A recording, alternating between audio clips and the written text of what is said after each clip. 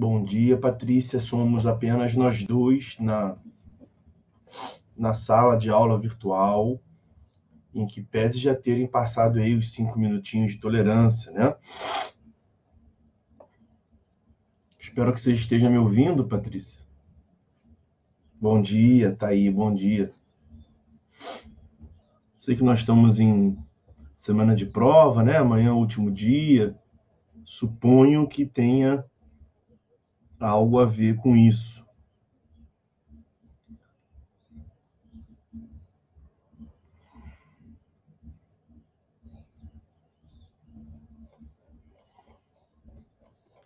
Esperar mais 5 minutinhos, tá, Patrícia? Ver se chega alguém mais. Mas, de todo modo, eu não vou poder esperar muito mais do que isso, não, tá? Daqui a pouquinho a gente começa. Tá entrando gente aí. A Ana entrou. Vai aumentando o quórum de pouquinho em pouquinho.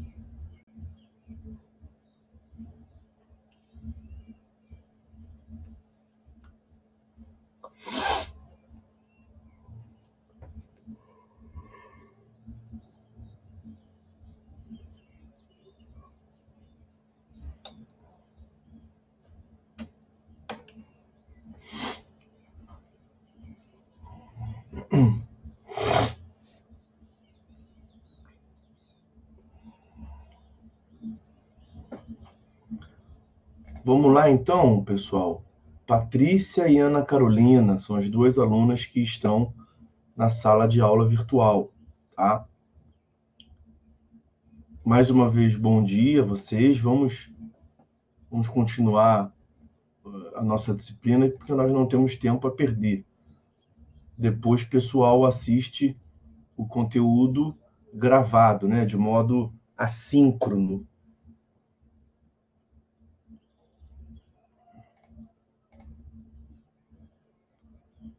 Vamos ao que interessa, portanto, tá?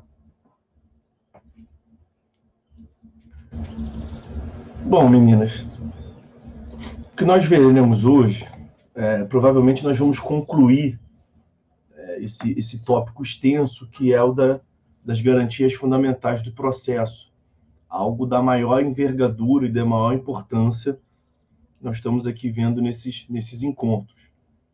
E aí, nós vamos tratar hoje a respeito da isonomia.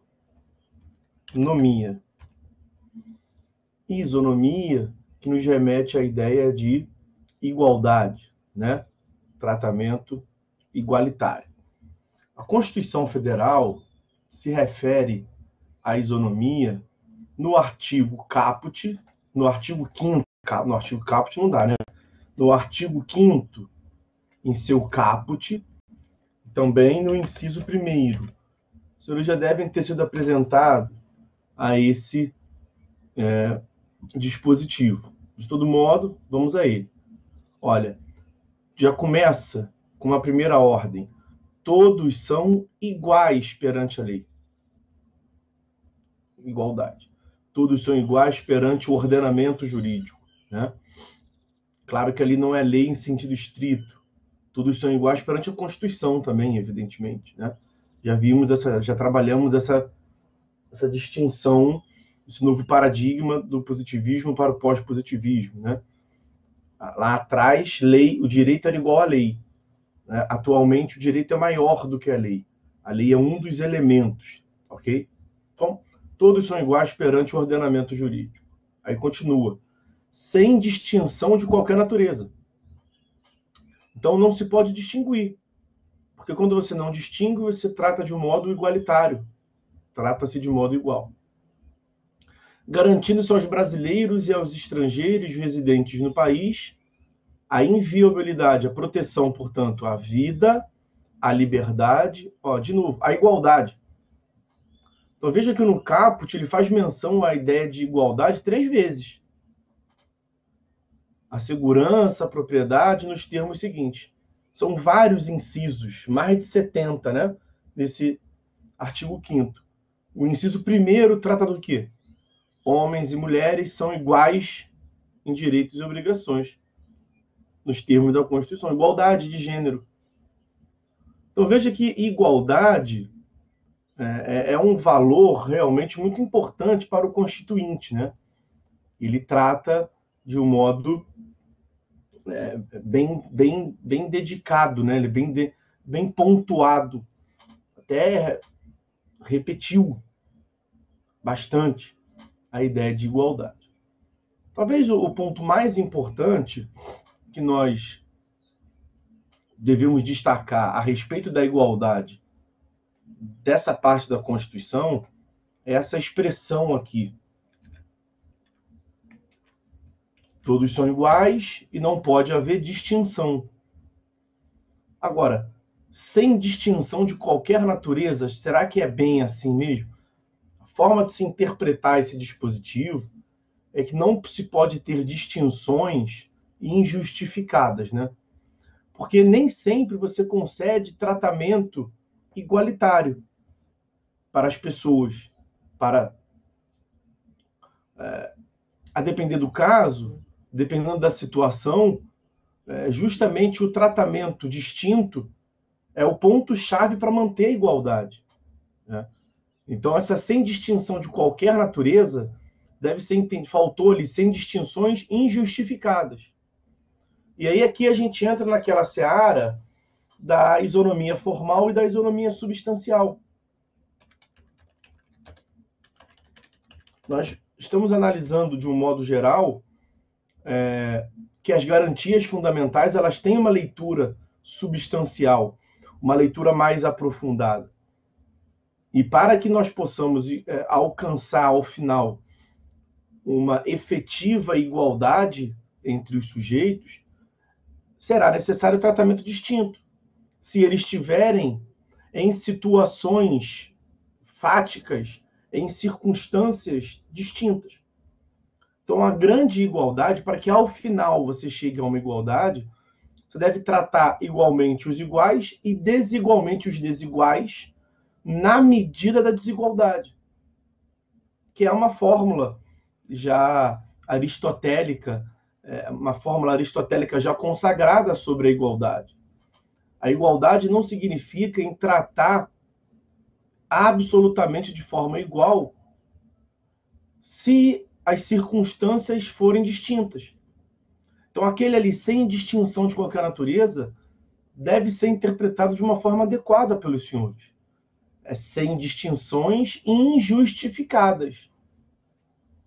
Porque justamente o tratamento distinto para quem está em situações distintas é a forma de se promover, ao final das contas, um tratamento igualitário. Então, por exemplo, quem pode pagar as custas processuais, que é um dever processual, pague. E quem não pode pagar, quem demonstra que não consegue pagar, pois não paga.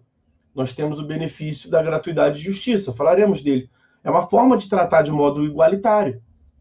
Todos vão ter, nós falamos sobre isso aqui no acesso à justiça. Essa é uma forma de assegurar que todos tenham um acesso à justiça igual. Quem pode pagar, paga, é um dever processual. Quem não pode pagar, não paga, está isento. Tem um benefício da justiça gratuita, da gratuidade de justiça. Tá? Então, sem ainda adentrarmos, isso foi só um exemplo, mas sem ainda adentrarmos na isonomia substancial no processo, essa lógica de igualdade, de tratamento distinto, quando houver uma justificativa adequada, para se promova a isonomia substancial, o que se busca, ao fim e ao cabo, é o restabelecimento do equilíbrio na relação jurídica, para que os sujeitos das relações jurídicas estejam no mesmo ponto. E você só consegue conceder tratamento igualitário para quem esteja em situações iguais. Nem que para restabelecer essa igualdade, você tenha que dar tratamento diferenciado. Então o sujeito pode pagar, o autor pode pagar. Depois o réu foi condenado, o réu tem que ressarcir as custas. Se ele não tiver, ele não paga. E esse se não tiver, não paga, é uma forma de equilibrar os dois. E deixar na mesma situação, nesse nosso exemplo que utilizamos aqui como base, na mesma situação econômica. Então a chave de compreensão da isonomia substancial, seja no processo, seja na relação de direito material, é o restabelecimento do equilíbrio na relação jurídica, para que se busque um equilíbrio na relação jurídica. Como é que você equilibra quem está em situação diferente? Muitas das vezes concedendo um benefício à parte que tem algum tipo de prejuízo na situação. Então você acaba tratando desigualmente. Mas você não trata desigualmente de forma injustificada. Você trata desigualmente com uma distinção para promover ao final a igualdade. E o tratamento desigual se dá em razão das circunstâncias fáticas subjacentes serem desiguais. Então é aquela fórmula que mencionamos ainda há pouco. Promover a isonomia substancial, a efetiva igualdade, é tratar igualmente quem está em situações iguais. E tratar desigualmente aqueles que sejam desiguais do ponto de vista fáticos, na medida da desigualdade. Bolsa Família, esse Renda Brasil que se vem cogitando, todos têm direito? Não. É só em quem está numa situação de miserabilidade. É claro que você não vai conceder Bolsa Família ao milionário. De vez em quando sai na mídia aí que se concede, né? É ganância, é um equívoco. Esse tratamento distinto é que é incorreto. Esse desvio de rota é que é incorreto. Agora, quem está numa situação de miserabilidade e receber um auxílio social, promoção de justiça. É uma promoção da igualdade, não é que quem recebe um auxílio social fica rico. Não, é que tanto o rico quanto quem está numa situação de miserabilidade deixam de ser miseráveis, porque recebe um conteúdo mínimo. Veja, isso já foge ao processo, né? Já é uma questão de igualdade no mundo, na área social, na política pública. Mas esse é o raciocínio. Então, por exemplo, para outros exemplos fora do processo, direito material, consumidor. O direito do consumidor, ele é inspirado, orientado, ele foi criado para que se conceda tratamento diferenciado entre o todo-poderoso do fornecedor e do produtor e o pobre coitado do consumidor. Essa é a lógica. Então você concede benefícios ao consumidor para que com isso o consumidor possa se botar em condições de igualdade em relação ao consumidor, em relação ao produtor. Tanto no direito material quanto no direito processual. Direito do trabalhador, trabalhista. Mesma lógica. Também no direito material. Um tratamento diferenciado ao pobre coitado trabalhador, que não tem o domínio das relações de produção. Temos um todo-poderoso do empregador e um pobre coitado trabalhador. Essa é a lógica de surgimento e de evolução do direito do trabalho.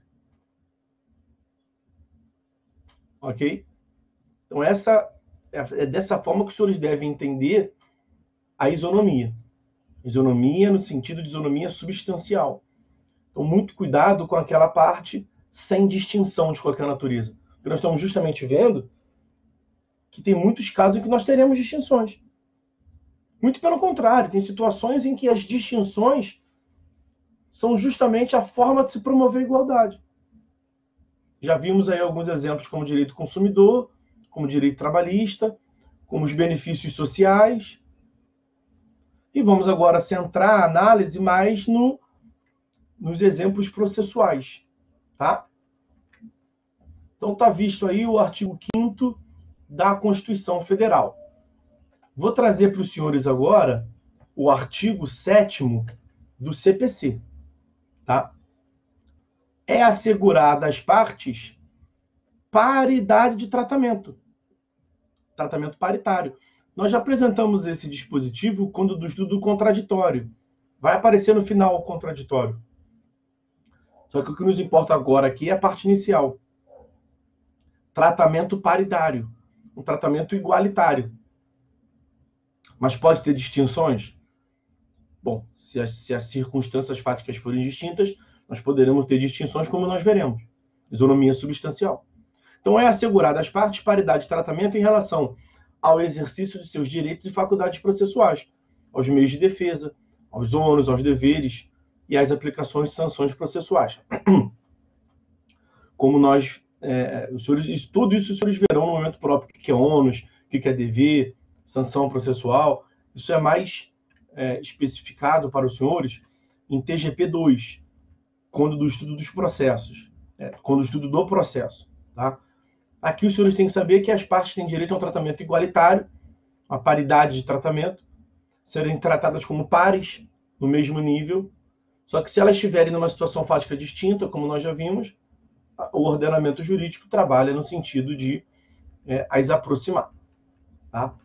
E aí, nesse contexto, o primeiro caso que eu trouxe para os senhores, como sendo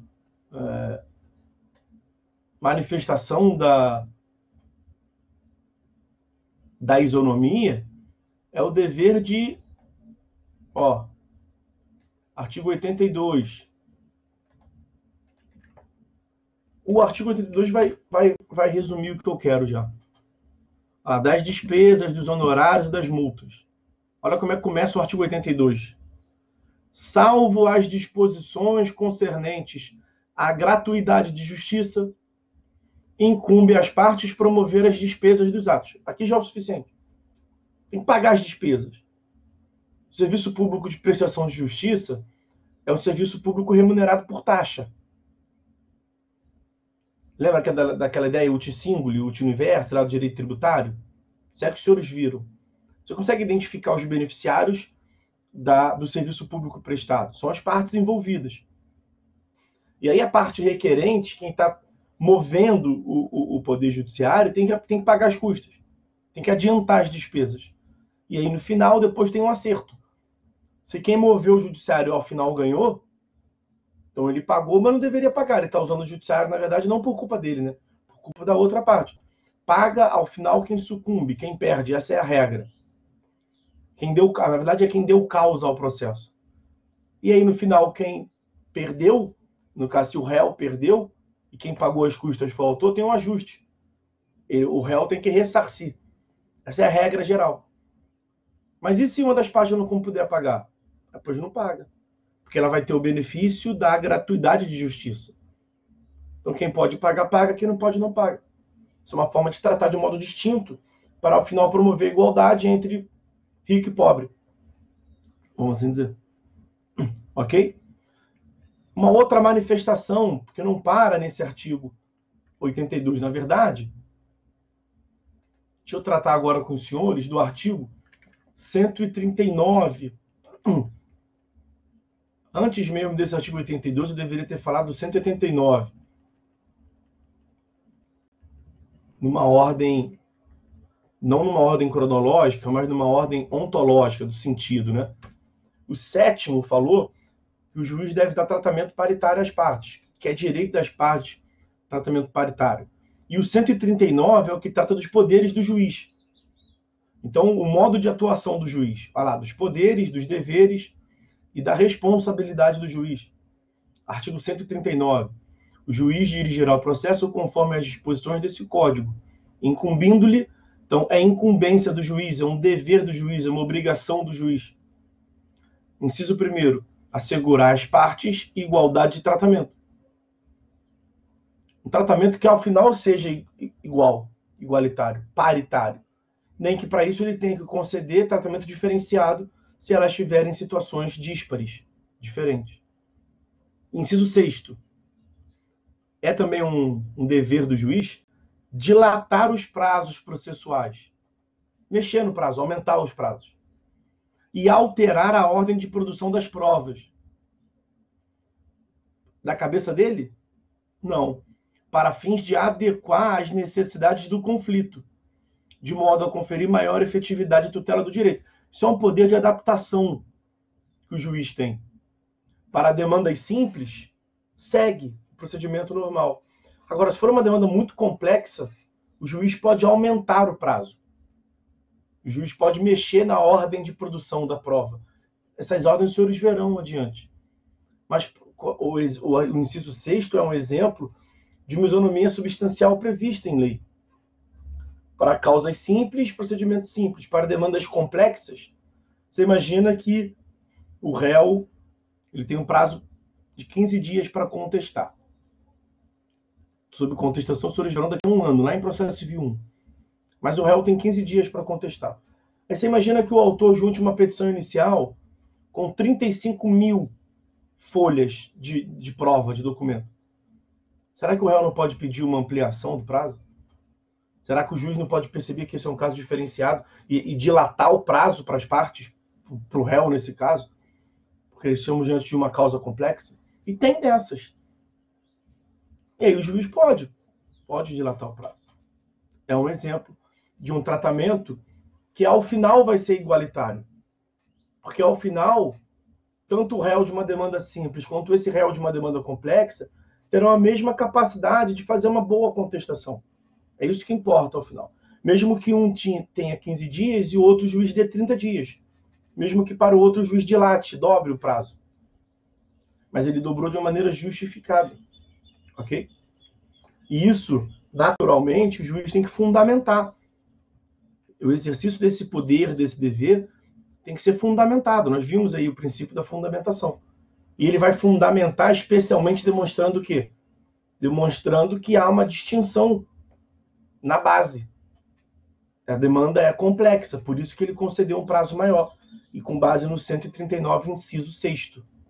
Então vejam que, quando se fala em igualdade, não é uma leitura fechada. Não é a aplicação irrestrita da lei. Nós devemos ter em mira, ter como objetivo sempre a isonomia substancial, a isonomia material, para que se promova a igualdade no final, ao final. Nem que para isso você tem que conceder um tratamento diferenciado, desde que seja um tratamento diferenciado justificado. Outro exemplo, que tem a ver com a questão do prazo, inclusive, é o que se chama de benefício de prazo.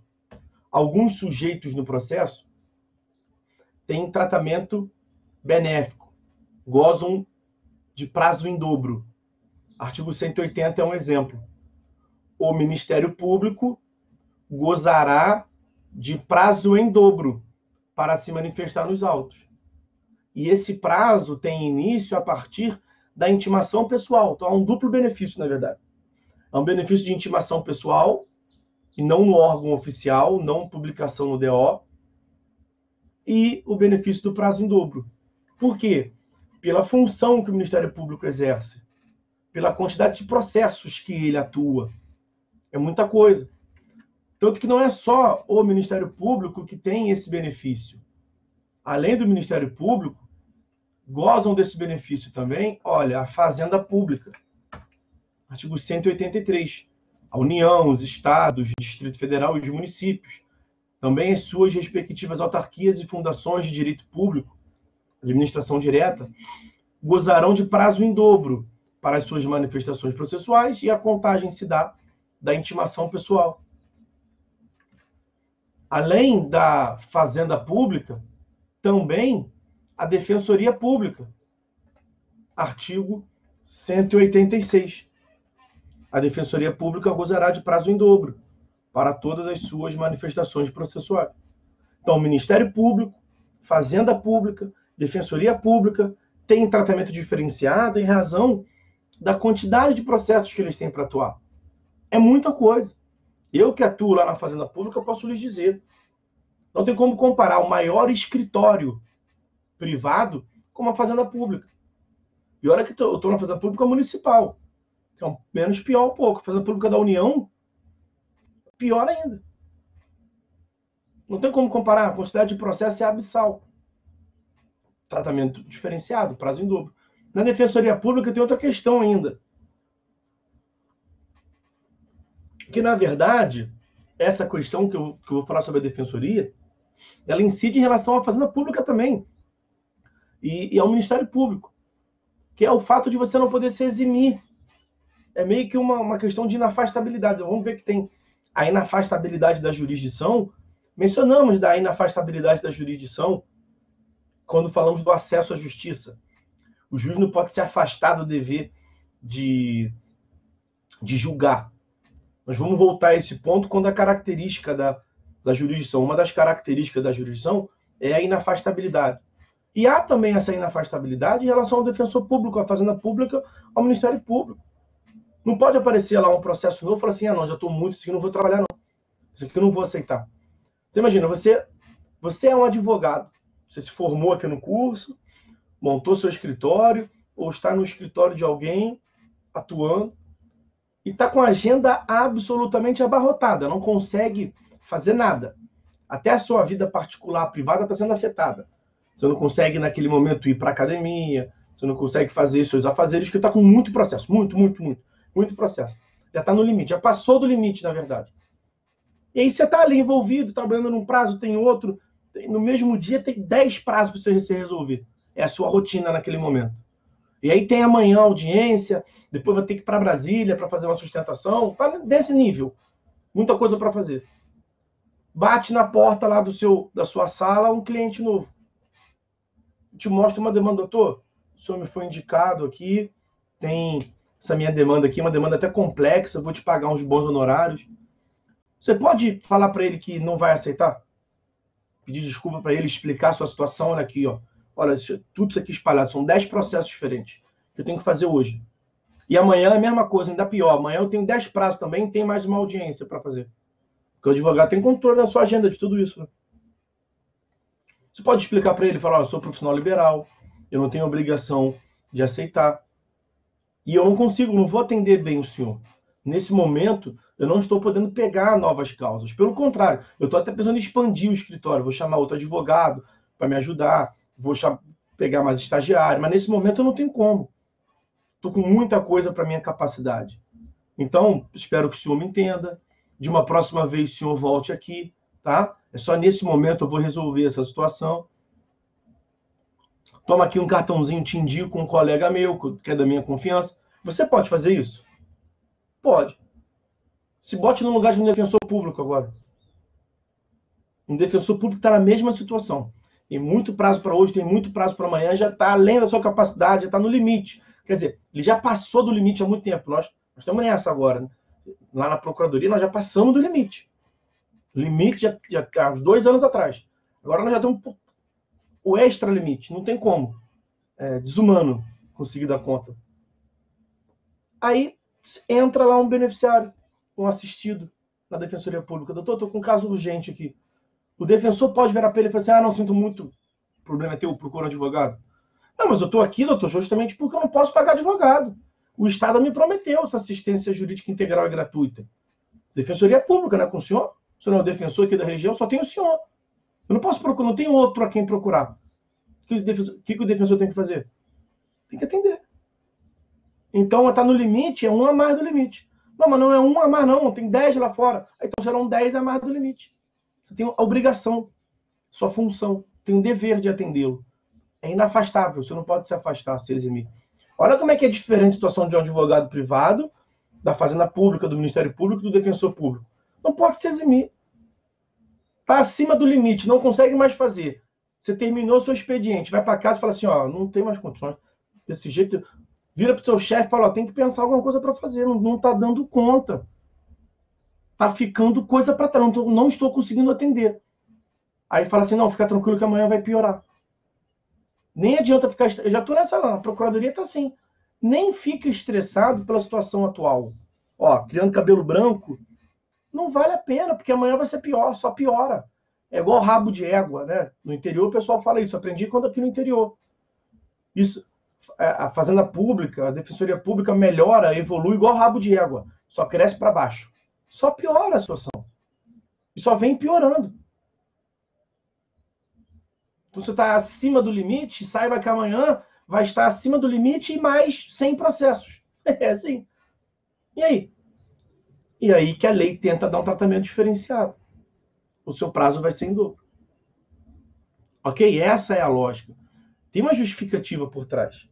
Né? O Josimar está dizendo que está no limite com as provas. Ele foi estagiário lá na defensoria, sabe como é que funciona. É assim, é desespero. Desesperador. Então, a lei concede um tratamento diferenciado. Não é apenas esses sujeitos processuais que têm prazo diferenciado.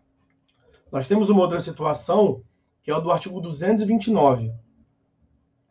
Os litisconsortes, mas aqui é cheio de exigência, né? Litisconsórcio, meus amigos, é quando há uma pluralidade de demandantes ou demandados. Uma pluralidade de partes, seja no polo ativo ou e/ou no polo passivo. Então, o litisconsórcio é um fenômeno que os senhores verão no próximo semestre, tá? Mas significa isso, pluralidade de partes. Mais de um autor, e/ou mais de um réu. Quando está nessa situação, então, tem 5 réus. Você é um dos réus. Você está no litisconsórcio passivo. É uma lide em consórcio, uma demanda em consórcio. Quando você vai fazer um consórcio de um carro, não está na mesma apólice você e mais um montão de gente? Litisconsórcio é isso, é uma lide que não é com sujeitos unitários, um autor contra um réu. É mais de um autor, e/ou mais de um réu. Então são 5 réus, você é um dos réus. Litisconsórcio. Você vai ter benefício de prazo necessariamente? Não. Aqui no litisconsórcio não é. Lá na Fazenda Pública, prazo é em dobro sempre. Defensoria Pública, Ministério Público, prazo é em dobro só pela presença desses sujeitos. No litisconsórcio não tem nada de esfera pública aqui. Pluralidade de partes. Então, se você é um dos 5 réus, são 5 réus sujeitos privados, não são pessoas públicas, você pode ter o benefício de prazo. Ele tem que preencher alguns requisitos. Então, ó, os litisconsortes que tiverem diferentes procuradores, advogados distintos. Então, se os 5 réus têm o mesmo advogado, contrataram o mesmo advogado, não tem benefício de prazo. Continua a lei. Tem que ser advogados distintos também de escritório de advocacia distintos. Porque para burlar a lei, o que se fazia? São 5 réus. Cada um dos 5 réus vai ser assistido por um advogado distinto. Só que esses 5 advogados que trabalham para os 5 réus fazem parte de uma mesma banca de advogados. São sócios de um único escritório. No sistema anterior, o prazo era em dobro. No sistema atual, o prazo não vai ser em dobro. O prazo vai ser simples. Porque qual é a lógica por trás desse prazo em dobro para as partes? É que os advogados tenham condição de acessar os autos. Os autos são as sequências de folhas do processo. Então, isso aqui, você sabe que é um livro, né? Mas vamos fingir que são os autos. Vamos fingir que isso aqui é um processo e essa é a representação física do processo. São os autos. São 5 advogados distintos. Eu sou advogado do meu réu, tem outro advogado de um outro réu. Eu chego lá para ver os autos no cartório, para eu entender melhor o que está. O juiz público teve um despacho. Os réus conforme folhas tais. Eu vou lá ver quais são as folhas tais. Aí quando eu chego lá para ver, o cartório procura os autos, não acha. Aí vai ver no sistema, doutor, está com advogado da outra parte. Um outro colega seu, o réu, eu falei, mas ele tem prazo, eu também tenho prazo. Então, por conta dessa situação, que o litisconsórcio pode gerar, o prazo é em dobro para eles. Na verdade, não se pode nem tirar os autos do cartório quando tem litisconsórcio, justamente para não impedir que o outro veja. Mas na prática, você sabe que você pode tirar para levar para tirar cópia, esse tipo de coisa. Então, para evitar esse tratamento diferente, imagine que isso acontece no último dia do prazo. E você só tem aquele momento para ver. Pode ser que você tenha um prejuízo, então, para não ter prejuízo, o prazo é dobrado. Essa é a lógica por trás. Tanto é assim que... pegar aqui só o que me interessa, tá? Os senhores verão isso adiante, no momento próprio. Tanto a lógica é essa de ter uma condição igualitária de acesso aos autos, que se os autos forem eletrônicos, não tem benefício de prazo. São 50 réus com 50 advogados diferentes, de 50 escritórios diferentes. Mas o processo é eletrônico. Todos eles têm acesso a hora que quiserem aos autos. Não tem benefício de prazo. Então veja que o tratamento diferenciado é na medida da diferença. Isonomia substancial é tratar desigualmente os desiguais na medida da desigualdade. Porque se você está numa situação diferenciada para baixo, uma dificuldade de acesso aos autos, a lei te concede um tratamento diferenciado, mas o tratamento diferenciado supera os limites da desigualdade, quer dizer, litisconsórcio passivo, litisconsórcio, você não tem a mesma possibilidade de acessar os autos de uma parte singularizada, do autor que está sozinho contra os 5 réus. O que a lei faz? Tratamento diferenciado para os réus, preenchidos os requisitos, o prazo deles vai ser em dobro. O prazo do autor é um prazo simples. Quando a lei fala 10 dias, é 10 dias para o autor. E para os litisconsortes, em tese, seria 20 dias. Porque eles são litisconsortes com advogados distintos, de escritório de advocacia distinto. Então não tem a mesma condição de acessar os autos. Prazo em dobro. Agora, se for o prazo em dobro sempre, mesmo nos processos eletrônicos, não faria sentido. Vai passar os limites da desigualdade. Porque no processo eletrônico, esses dois sujeitos têm as mesmas condições de acessar os autos. Então, os litisconsortes não podem ter prazo em dobro. Não pode ser 10 dias processo eletrônico para o autor, 20 dias processo eletrônico para os réus. Não faz sentido. Então, quando perde o sentido, quando a desigualdade, o tratamento desigual perde a razão de existência, ele não deve subsistir. O parágrafo 2º do artigo 229 é um ótimo exemplo sobre isso. Uma outra manifestação a respeito dos sujeitos do processo. O juiz nomeará curador especial. É um sujeito do processo que os senhores verão também no momento próprio. O juiz nomeia curador especial sempre. O curador especial faz, às vezes, de um advogado. O curador especial tem a finalidade de dar uma defesa técnica para a parte. Sempre. Não, somente nesses casos. Ao incapaz, se o incapaz não tiver representante legal, ou, tendo representante legal, se os interesses do representante for contrário ao interesse do incapaz. O juiz, percebendo isso, o juiz tira o representante e nomeia um curador especial. Como se fosse, seria ali um representante imparcial, vamos assim dizer, sem interesse.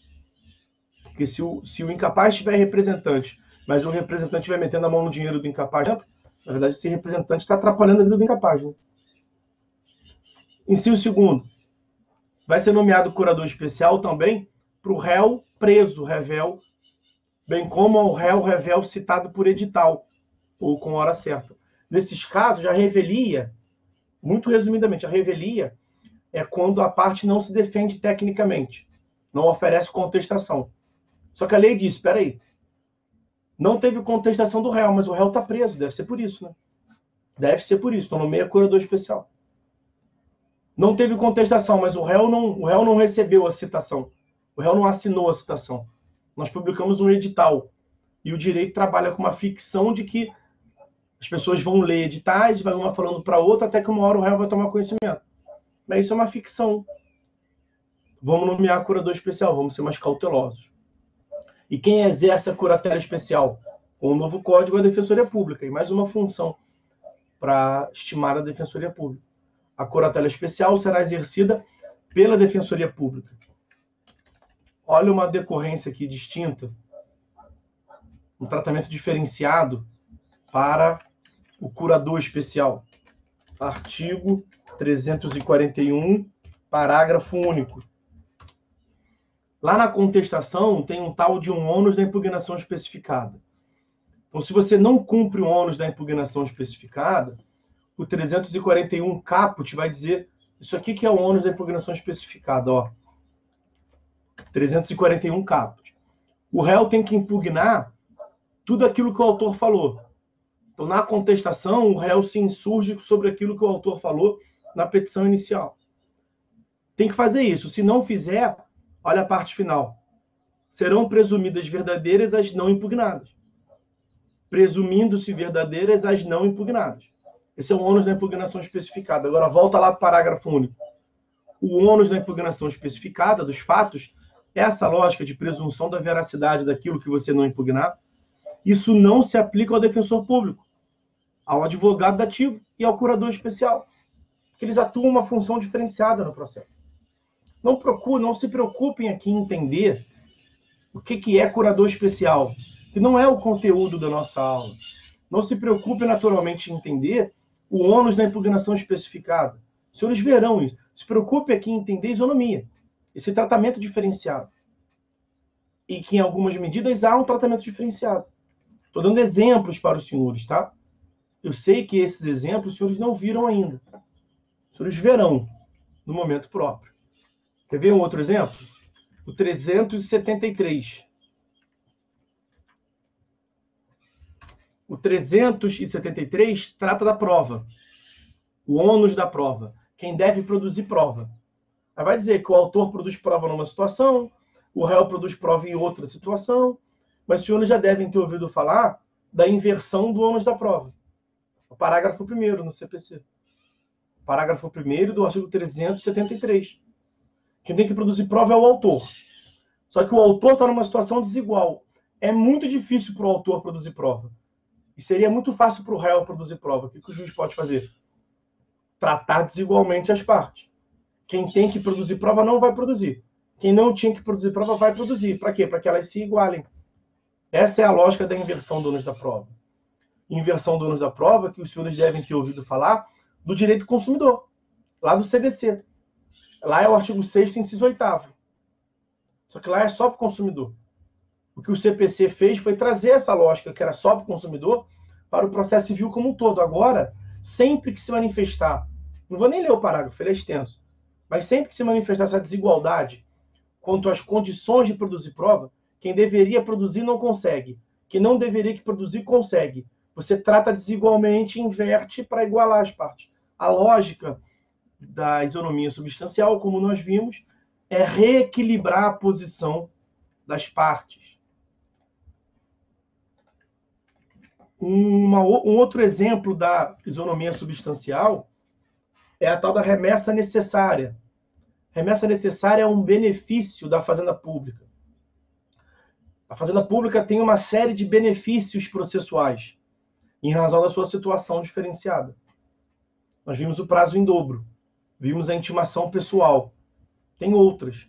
A fazenda pública não paga por, em geral, ela não paga por dinheiro, paga por precatório. Os senhores verão tudo isso. Tratamento diferenciado. Por quê? Está na Constituição. Mas por que está na Constituição? Porque é horário público, tem que ter mais cuidado com ele. E mais um desses, remessa necessária. Eu não vou ler também. Depois dei uma olhada. Porque a leitura aqui pode até atrapalhar os senhores. Remessa necessária significa que algumas sentenças desfavoráveis à fazenda pública, algumas sentenças, não são todas, tá? Então, já que eu coloquei ali o caput, quem quiser dar uma lida, leia também os parágrafos 3º e 4º. Aí os senhores verão as exceções, tá?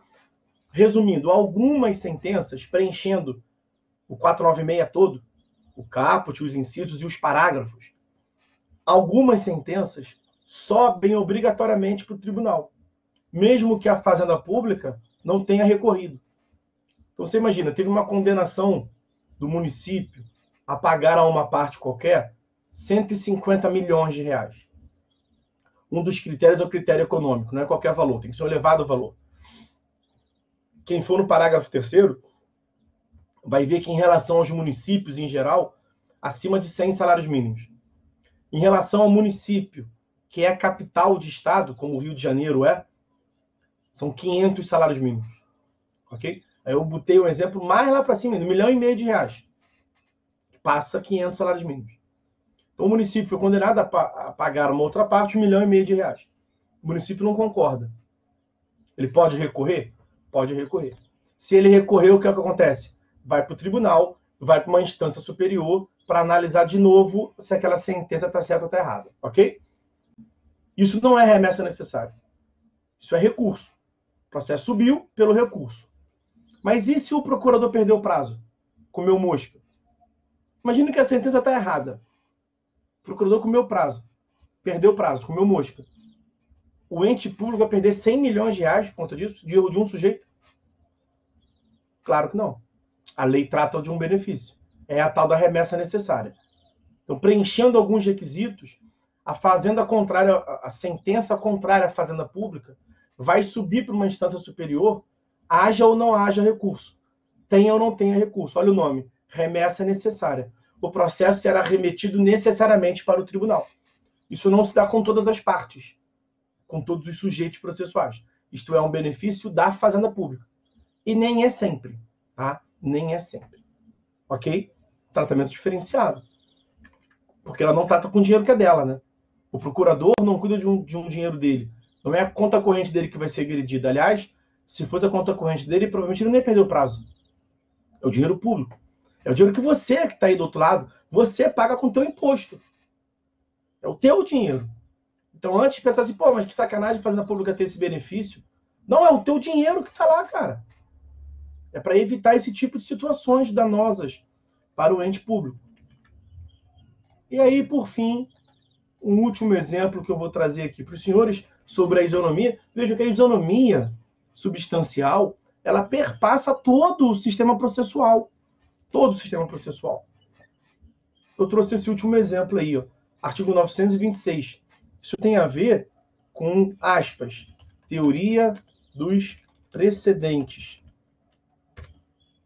Os tribunais devem uniformizar sua jurisprudência e mantê-la estável, íntegra e coerente.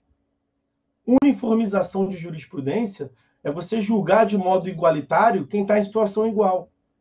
Uma jurisprudência coerente, o que é um professor coerente? É o que no semestre inteiro ele fala a mesma coisa. Coerência. Jurisprudência coerente é aquela que é no mesmo sentido. Que não há incoerência, não há contradição. Há uma linha de entendimento uniforme, coerente. Significa que quando você tem coerência, tem uma jurisprudência uniforme, você julga 100 processos que têm a mesma situação fática, você julga os 100 da mesma forma. Isso é isonomia. Porque nós devemos nos preocupar, e com isso eu vou encerrar a isonomia abordando isso aqui. Nós temos a isonomia. Isonomia ao processo, isonomia no processo e isonomia pelo processo. Então temos isonomia, pensando no jeito de botar graficamente para os senhores aí. Ó, temos isonomia ao processo, isonomia no processo, isonomia pelo processo. O que é isonomia ao processo? É o acesso à justiça, que nós já vimos aqui. A eliminação dos obstáculos, a eliminação dos óbices que impeçam o acesso à justiça, como o aspecto econômico, por exemplo. A gratuidade de justiça vem para que quem possa pagar as custas iniciais vá para a justiça e para quem não possa, vá também. Para que o aspecto econômico não seja um empecilho, um obstáculo, uma porta fechada na cara do pobre. Isonomia ao processo.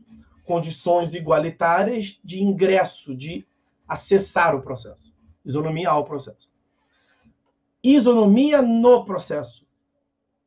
É a isonomia durante o curso do processo. É esse tratamento paritário, tratamento igualitário. Ah, mas uma parte tem prazo simples, a outra parte tem prazo dobrado. Ué, mas elas estão em situações iguais? Uma parte é um escritório, está para o melhor escritório da cidade. A outra parte está pela Defensoria Pública. Pô, então faz sentido o prazo ser dobrado. Um tem toda a estrutura e todas as condições para atender o prazo simples. O outro não teria condições de atender o prazo simples. Muitas das vezes não tem condições de atender nenhum prazo dobrado. Então, as situações diferenciadas justificam o tratamento diferenciado. Ao fim e ao cabo, todos devem ter a mesma condição, a igualdade de condições finais, como a igualdade de acessar os autos, a igualdade contra a condenação, pagamento da condenação. A igualdade quanto a cumprir os prazos. Um tem prazo simples, outro tem prazo dobrado. Isso é isonomia no processo. Isonomia durante o curso do processo. Ok? E aí, por fim, a isonomia pelo processo. O que é a isonomia pelo processo? Para que o processo seja uma via de que as partes tenham igualdade. Então, a isonomia pelo processo é essa ideia de a teoria dos precedentes. Tratar os iguais, tratar igualmente quem está em situação igual. Para que as decisões sejam coerentes. Para que você e seu vizinho, que vão a juízo em face da SEDAI, sei lá, para discutir uma mesma tubulação, uma mesma encanação, o mesmo problema de um mesmo encanamento que atende as duas residências. Os dois vão ao juízo. Os dois têm que ganhar igual, os dois têm que perder igual. Porque a situação fática é igual. Só muda o endereço de número 38 para 40. São separados por um muro. Só muda o nome, o CPF dos autores. Mas a situação fática é exatamente a mesma. Um não pode ganhar e o outro perder. O julgamento de um não pode ir até o final e do outro não. Não faz sentido. Seria uma jurisprudência incoerente, desuniforme. E é tudo isso que a gente não quer. Então nós temos a isonomia ao processo, acesso à justiça. Isonomia no processo, paridade de tratamento. Isonomia pelo processo, jurisprudência uniforme. Ok? Com isso, meus amigos, a gente encerra o estudo da isonomia. Era só isso que tínhamos para falar sobre isonomia. Agora, respira um pouquinho. O que os senhores acham? Toma um cafezinho.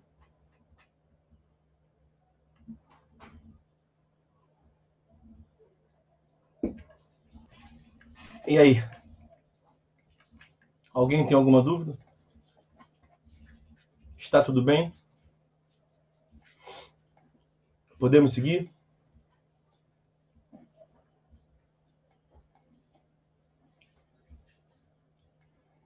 Muita coisa, né?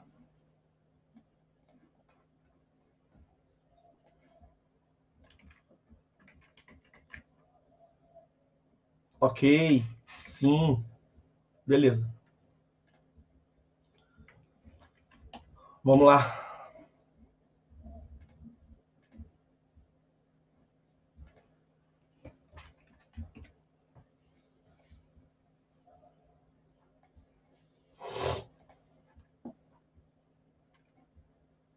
Tentando achar um dispositivo aqui.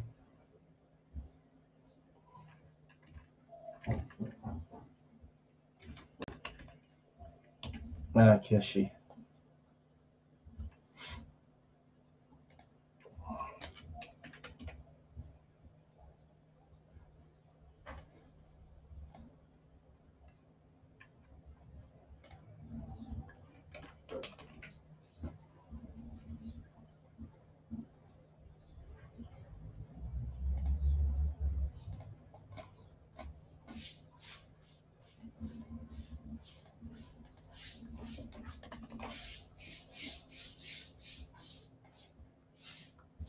Tá indo um barulho ao fundo para vocês aí? Que é minha ajudante. Nós passamos a deixar a ajudante vir aqui em casa. Ela tá varrendo aqui perto, tá fazendo barulho. Bom, parece que não, né? Então vamos lá, vamos seguir, pessoal.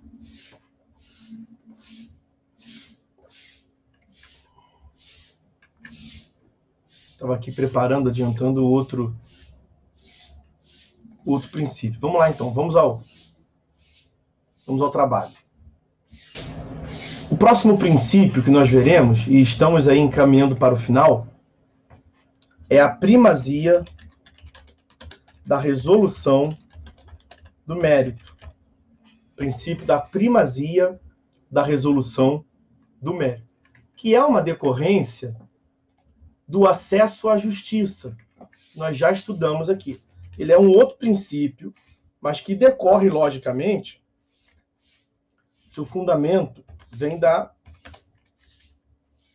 garantia do acesso à justiça. A lei não excluirá a apreciação do Poder Judiciário, lesão ou ameaça a direito. Qual é a lógica? Que o Judiciário deve estar apto a responder a uma pretensão de reparação ou uma pretensão inibitória. Tutela reparatória ou tutela preventiva, como nós vimos. E o Judiciário faz isso quando ele julga o mérito. Mérito, meus amigos, é entendido como a pretensão principal do processo. Então, quando você vai a juízo e pede uma indenização, o mérito é o julgamento da indenização. Se outra parte tem ou não tem que te indenizar. Quando você vai a juízo e pede a declaração de paternidade, o mérito é o julgamento da paternidade. Então, se, por exemplo, você vai a juízo e pede a gratuidade de justiça e pede também a paternidade. A gratuidade de justiça não é um mérito. A gratuidade de justiça tem um caráter instrumental, que nós também falamos aqui do acesso à justiça. Acabamos de falar do tratamento igualitário. É uma questão, é um meio, portanto, não é um fim. Você não vai a juízo para pedir a gratuidade, ponto. Não. A gratuidade é uma isenção ao pagamento das custas para que você possa propor a demanda avançar, para que ao final se faça o quê? Se julgue se o réu é teu pai ou não é. O pedido principal é de paternidade. É isso que significa o mérito. Mérito é a pretensão principal. É o pano de fundo da questão jurídica, é o objeto do processo. Ok? Primazia da resolução do mérito significa, portanto, que no acesso à justiça, como nós adiantamos aqui, outro princípio, vimos na última aula, salvo engano, o acesso à justiça tem uma visão substancial, chamado de acesso à ordem jurídica justa também, por alguns. Significa que você não analisa apenas o ingresso ao Poder Judiciário, mas também com o que você sai, qual foi o serviço público que você recebeu. A tutela jurisdicional, portanto, deve ser uma tutela adequada, efetiva, tempestiva. E as partes têm direito a ter o mérito julgado. Ou seja, isso, ao fim e ao cabo, esse princípio da primazia da resolução do mérito, tem uma mentalidade, uma nova forma de se pensar o processo. Ele decorre de uma nova forma de se pensar o processo. Nós saímos de um processo civil das formalidades, um processo civil formalístico, que dava maior ênfase às formas e às formalidades, e estamos vivendo um momento do processo civil da efetividade. O que importa é a essência, é a substância. Processo civil da efetividade. Ou seja, se você se deparar, você sendo qualquer um, se qualquer ator do processo, qualquer um daqueles que atuam no processo, se deparar com um vício processual, qual deve ser a sua postura? Levantar a mão, agradecer aos céus, graças a Deus, menos um processo para eu julgar. Porque aconteceu um vício processual, tem um erro de forma, então eu não vou julgar. Ou atuar no sentido de corrigir o vício. Opa, nós temos que caminhar no sentido da jurisdição. Lembra do processo civil cooperativo? O princípio da cooperação? Todos os sujeitos devem cooperar entre si para que se obtenha decisão de mérito, justa e efetiva em tempo razoável. Então, os sujeitos do processo, todos que atuam no processo, devem cooperar não em ajuda mútua um ao outro, devem cooperar com o resultado final, com o exercício da jurisdição. Então, eu percebi um vício, o que eu vou fazer? Vou corrigir o vício. Essa ideia de correção do vício para que, ao final, possamos julgar o mérito, é a ideia de sanabilidade. Sanabilidade dos vícios processuais. Sanabilidade dos vícios processuais. Os vícios processuais podem acontecer. As irregularidades podem acontecer. E os senhores verão também adiante quais são. Vai ter uma aula aqui só sobre nulidades processuais, vícios processuais. Em TGP 2 essa aula. Mas saibam que a lógica do processo civil é que diante de um vício nós devemos corrigi-lo, não acabar com o processo. E também nós veremos adiante que nós temos as sentenças com e as sentenças sem resolução do mérito.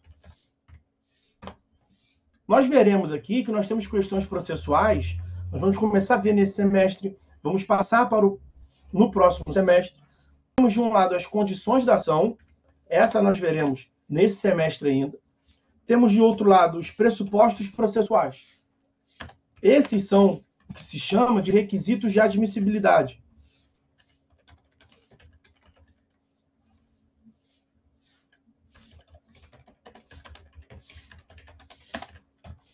Requisitos de admissibilidade do julgamento do mérito. Ou seja, nós devemos preencher as condições da ação, que é uma questão processual, e nós veremos nas últimas aulas desse semestre. Aqui é uma mera menção. Nós devemos preencher os pressupostos processuais, que os senhores verão no próximo semestre. É apenas uma menção. Para que, ao final, o juiz julgue o mérito. Um momentinho, só que eu fiz uma besteira aqui, não sei nem o que foi que eu fiz. Ih, caramba, será que não vai ter jeito?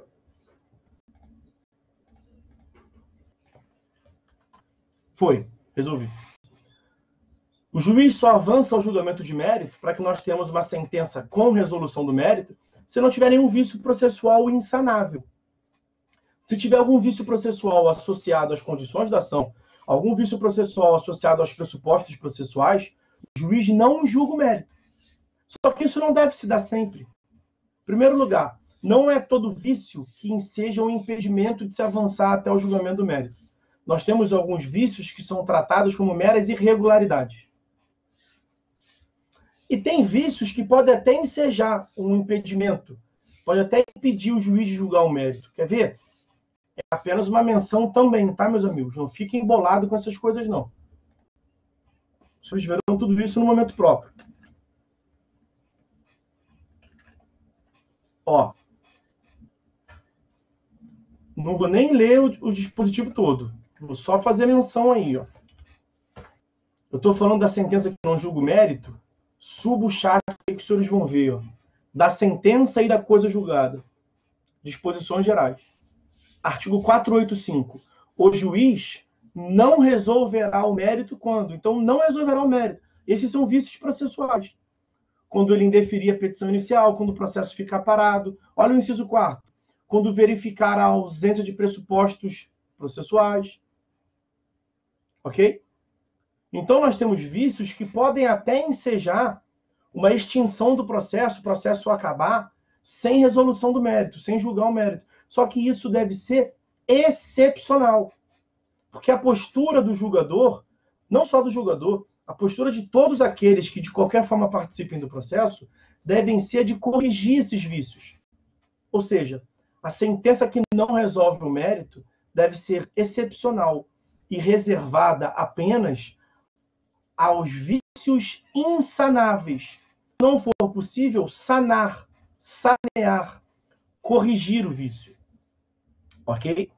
Então, o que a jurisdição, a modalidade de sentença que as partes têm direito de receber, que deve ser a regra, é o julgamento do mérito.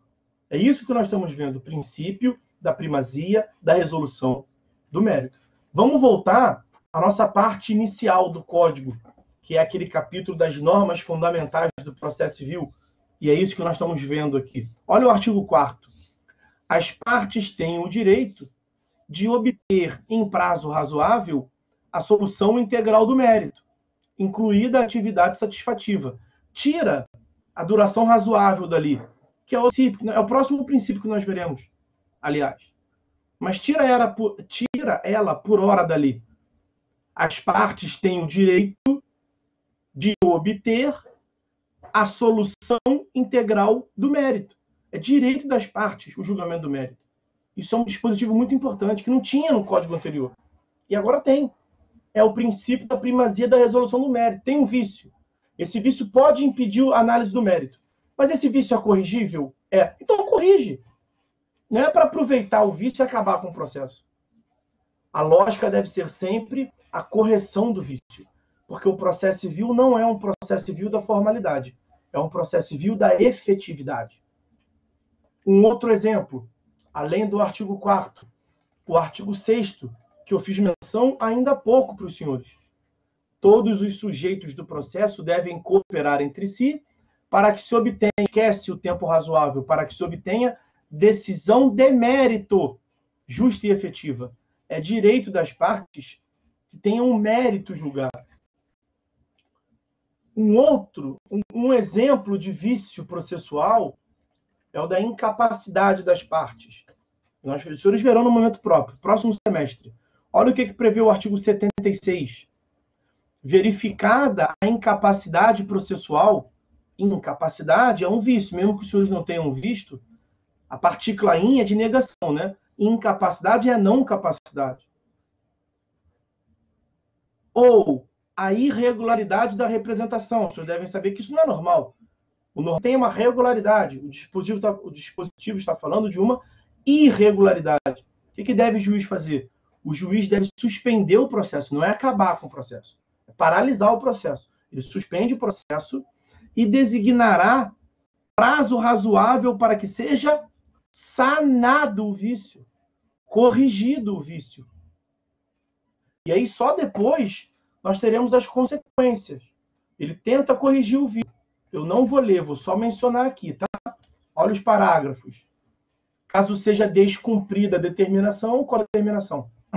Determinação de correção, determinação de sanação, de sanabilidade do vício. Se não for atendida, aí a consequência pode ser a extinção do processo.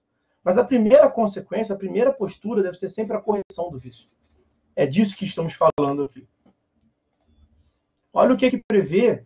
Vocês lembram do artigo 139, que trata dos poderes do juiz? E nós falamos dele ainda agora, olha aí, ó, dos poderes, dos deveres e da responsabilidade do juiz. O juiz dirigirá o processo conforme as disposições desse código, incumbindo-lhe, é um dever, uma incumbência do juiz, olha, inciso 9, determinar o suprimento de pressupostos processuais e o saneamento de outros vícios processuais. Qualquer vício processual deve receber do juiz a postura de correção, sanação, sanidade dos vícios. Vejam como é que isso vai se espalhando pelo Código. Olha o artigo 277. O 277, ele está no capítulo das nulidades, das irregularidades, dos vícios processuais. Das nulidades. Olha o artigo 277. Quando a lei prescrever determinada forma, o juiz considerará válido o ato, mesmo que ele seja realizado de modo, mas tenha-lhe alcançado a finalidade. Isso é processo civil da efetividade. É a superação de um processo civil da formalidade. Ou seja, o que importa não é a forma. O que importa é o conteúdo, é a substância. Olha um outro exemplo maravilhoso disso.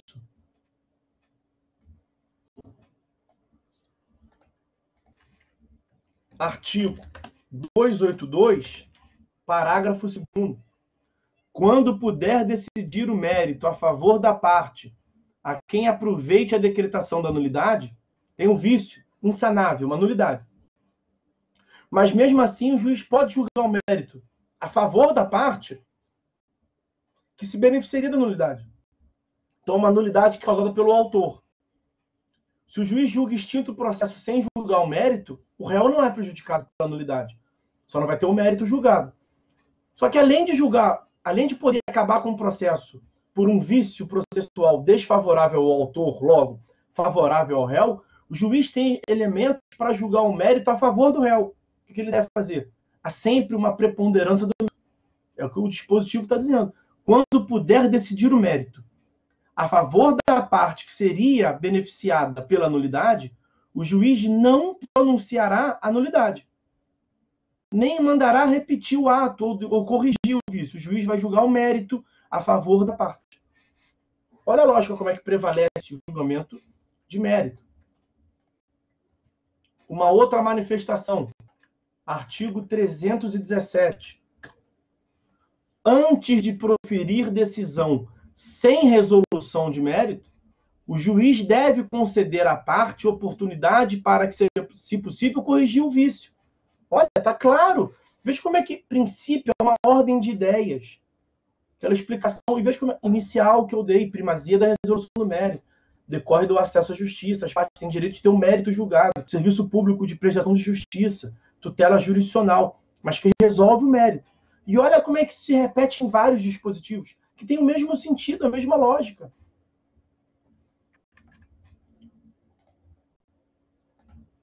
O 321, que eu vou trazer agora para os senhores, é um exemplo lá no procedimento. Se tiver algum vício na petição inicial, o 319 trata da petição inicial. O 321 indica a emenda da petição inicial. Então, se tiver algum vício da petição inicial, se a petição inicial descumpriu alguma coisa que o 319 exigiu, tem algum vício, alguma irregularidade que impede o prosseguimento do processo, o juiz não acaba com o processo. O juiz dá uma chance para a parte corrigir, que é a tal da emenda da petição inicial. Ó, vou pegar a parte final. O juiz determinará que o autor, no prazo de 15 dias, primeira parte foi aquela que eu falei, algum vício, irregularidade, o juiz determina que o autor, no prazo de 15 dias, a emende ou a complete. Emende ou complete a petição inicial, que está incompleta, indicando com precisão o que deve ser corrigido ou completado. Veja, tem um vício. Não está perfeita a petição inicial. A consequência, letra A, é a extinção do processo, graças a Deus, -1 para julgar. Ou letra B, eu tenho que corrigir o vício, porque eu tenho que conduzir o processo até o final para o julgamento de mérito. Logo, eu vou determinar a emenda da petição inicial em 15 dias. Letra B, claro, evidentemente. O 1007 é um outro exemplo claro também, que eu não vou ler todo, ele é extenso, mas ele trata do preparo no recurso. Quando você interpõe um recurso, você tem que preparar o recurso. Preparo no recurso significa pagamento das custas. Então você vai recorrer. Tem que pagar pelo recurso. Você paga para tudo no judiciário. A não ser que você tenha gratuidade de justiça, claro. Mas você paga para tudo no judiciário. Você tem que pagar. Aí você recolheu as custas, você recolheu o preparo a menor. Você tinha que pagar R$890. Quer dizer, você tinha que pagar... vou pegar um exemplo aqui que acontece. 798. Você tinha que pagar R$798 de recurso. Aí você recolheu, na pressa, 789. Tá vendo ali? Inverteu o último número. É isso que eu queria pegar. Isso acontece. Tem um erro. Tá certo ou tá errado? Tá errado. O que deve fazer o judiciário? Fica claro que a parte não queria se furtar o pagamento. Ninguém deixa de pagar por causa de R$9. Não é isso? Teve um erro, um equívoco. Diante desse erro, desse equívoco, o que o tribunal deve fazer? Deixar de apreciar aquele recurso ou dar uma chance para a parte complementar? Dá uma chance para a parte complementar, claro. E os parágrafos vão tratar sobre isso. Quer ver? Vou pegar o parágrafo que me interessa aqui. Ó, é o parágrafo 2º desse dispositivo. A insuficiência do valor do preparo? Teve recolhimento do preparo? Teve. O valor foi suficiente? Não. Pô, faltou só R$9. Mas faltou. É insuficiente. Já teve decisão do STJ, há um tempo atrás. Não muito tempo também, não. Quando eu falo tempo atrás, não é século passado, não. Na década passada. Que deixou de receber um recurso por causa de 1 centavo. Ninguém me contou, eu vi. Tinha que recolher 798,01 centavo. Fizeram um cálculo lá, esse era o valor. A parte recolheu 798. O que disse o STJ? Que não estava completo o preparo. Logo, ele não ia julgar o recurso. Olha que absurdo. Por causa de 1 centavo. E antes, isso era pago no banco. Não tinha pagamento pela internet. Tinha quem que ia no banco pagar. E se fosse um erro do caixa? Quer dizer, olha como é que a parte era prejudicada. Olha como é que isso depõe contra. E essa lógica do STJ que eu fiz menção ainda agora é um processo civil da formalidade. E nós estamos superando isso. Na academia, os estudiosos já superaram. A gente fica batendo nisso. O processo civil da efetividade. Correção do vício. Nós devemos buscar sempre, tanto quanto possível, a correção do vício. Esse é dar prazo para a parte complementar, que é o que o parágrafo 2º diz. A insuficiência no valor do preparo inclusive no pós de remessa e retornos, deixa isso para lá, implicará deserção. Mas implicará deserção sempre? Deserção é quando não está correto e o julgador não julga porque está incompleto, né? Então, a insuficiência no valor, você não recolheu o valor certo, pode ensejar o não julgamento do mérito, que no recurso chama-se de deserção. Não se preocupem com isso também, não. Então, implicará deserção. Sempre não. Vai ter a deserção se o recorrente, intimado na pessoa do seu advogado para complementar, não o fizer em 5 dias. Então, qual é a lógica? Teve o valor do preparo, foi recolhido a menor, intima a parte, dá 5 dias para ela complementar. Isso está inserido, inclusive, vou pegar um outro dispositivo aqui, 932, parágrafo único.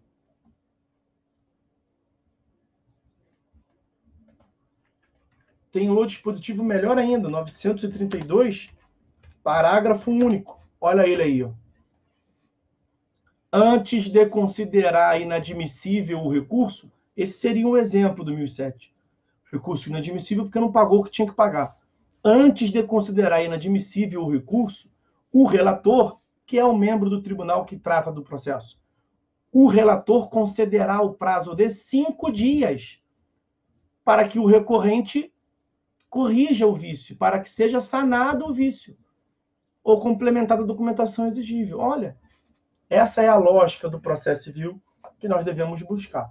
Um processo civil que mire, que vise alcançar o julgamento do mérito, a definitividade, a resolução da controvérsia. Vem cá, o cara deve ou não deve? O cara é pai ou não é pai? É isso que é o mais importante, o mérito. E todos devem atuar, portanto, no sentido de alcançar o mérito. Ok? Está visto, então, esse digníssimo princípio da primazia da resolução do mérito.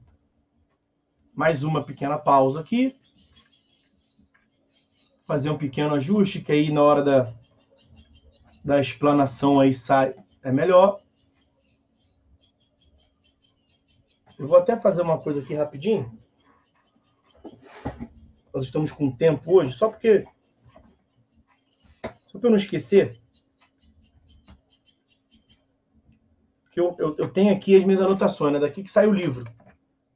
É daqui. Isso aqui é o livro. O livro, aliás, que deve. Do caderno que sai o livro. Daqui, ó. E algumas questões que eu falo vêm da sala de aula. Muitas questões. E eu pensei aqui numa questão nova, vou inserir aqui quando for atualizar o livro.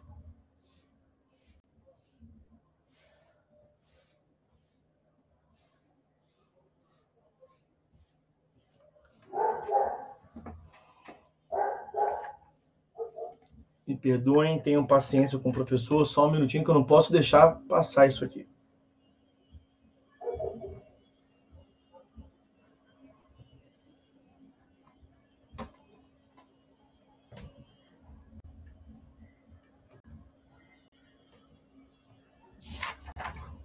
Na verdade, foram 2 coisas que eu pensei.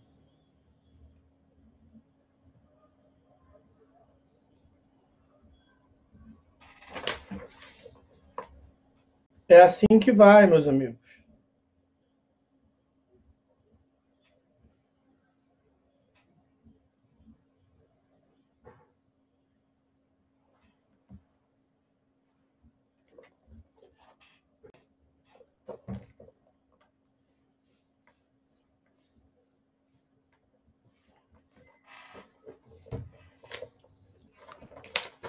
O livro, meus amigos, eu já estou em fase conclusiva aí com a editora.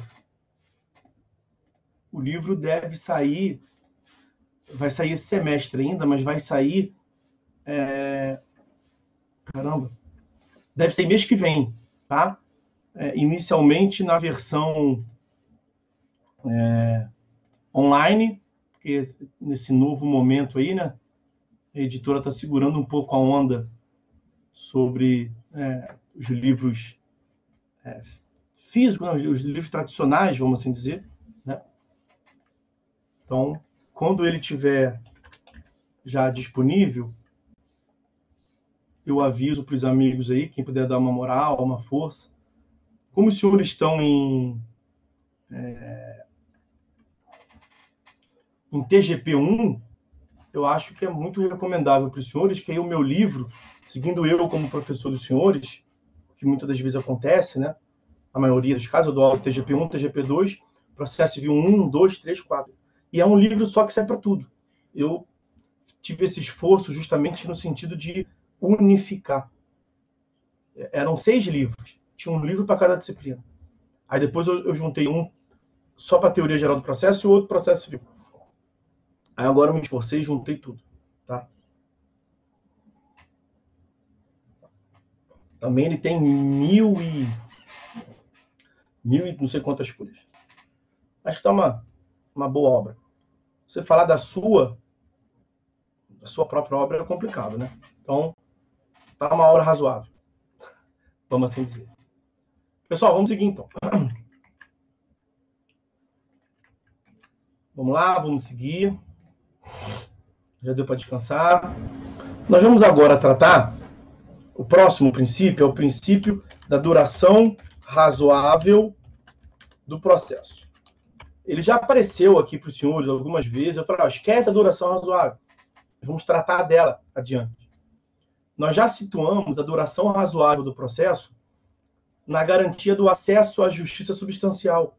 Né? Aquela lógica de quando você vai avaliar o serviço público de prestação de justiça, você leva em consideração não apenas, literalmente, o acesso à justiça, mas também o serviço público que você recebe, que é a jurisdição. E aí nós vimos que a tutela jurisdicional, para que você possa dizer que o serviço público de prestação de justiça foi bem efetivado, que você teve um efetivo, na verdade, um real acesso à justiça, a tutela jurisdicional, que é a resposta jurisdicional ao que você pretendeu, ao que você solicitou, então, é o serviço público prestado, a tutela jurisdicional, nós vimos, deve ser adequada, efetiva e tempestiva. Essa ideia de tempestividade é a duração razoável do processo. Então, tempestividade do processo.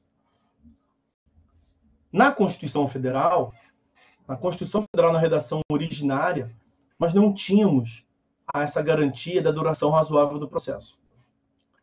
Atualmente, ela está prevista no artigo 5º, inciso 78. Eu estou trazendo aqui para os senhores. Artigo 5º, inciso 78 da Constituição Federal. E ele prevê que a todos, no âmbito judicial e administrativo, são assegurados a razoável duração do processo e os meios que garantam a celeridade de sua tramitação. Vejam que esse dispositivo foi incluído pela Emenda Constitucional número 45 de 2004, a famosa reforma do Poder Judiciário.